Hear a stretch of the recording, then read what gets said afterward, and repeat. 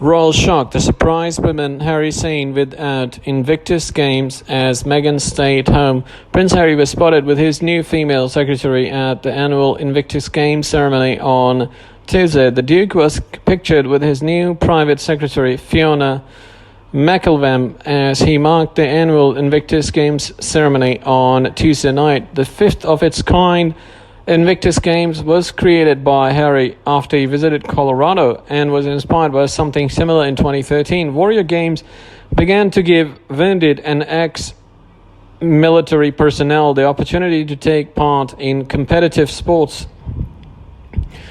While Harry was out soaking up the attention, the Duchess of Sussex stayed home to look after baby Archie. Guests at the ceremony included former competitors and their families, as well as supporters of the Games and representatives from the military community. Harry made a speech after former participants J.J. Chalmers from the UK and William Reynolds from the USA shared their recovery journey after the Games.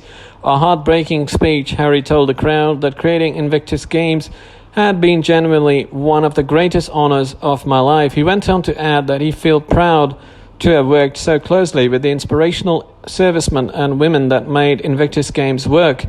Dominic Reed, chief executive of the Invictus Games Foundation, described Harry as a beating heart of Invictus. He said, "He's driven this, he's responsible for this. It's him that always drags us back to what this is about, the competitors, their recovery and their families." The official Sussex Royal Instagram page posted a Q&A style video of Harry talking through this conception of the Games all the way through to what country he would like to see the Games being hosted next. The post said, "Today marks the 5-year anniversary of the hashtag Invictus Games. These Games have made it possible for thousands of wounded and injured servicemen and women to use the power of sport to rehabilitate themselves and those around them while inspiring people all over the world." Directly quoting the Duke, the post read, "Thank you to everyone who has played a part in the Invictus movement. From you, the competitors, and your families, to the thousands of volunteers and supporters. You have guarded the Invictus spirit while creating a wider understanding and respect for those who serve their country at home and abroad.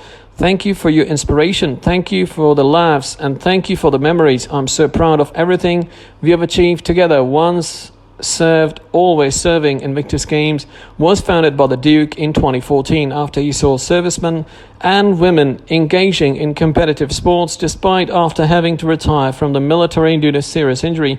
The Games have since been expanded on a global scale, being held in London, Toronto and Sydney, with next year's Games being held in The Hague.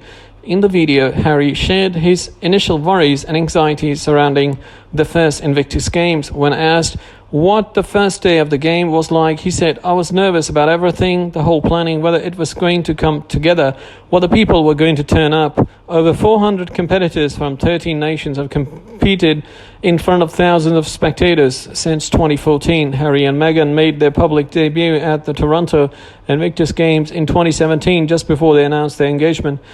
Just days after their son's birth in May, Harry visited The Hague to officially begin the countdown to the next Invictus Games, and on Wednesday, the Duke will attend the 15th annual BGC Charity Day to raise money for the Invictus Games Foundation charity. The event will take place in Canary Wharf, where Harry will take advice from brokers on how to acquire the most amount of money as possible for the charity.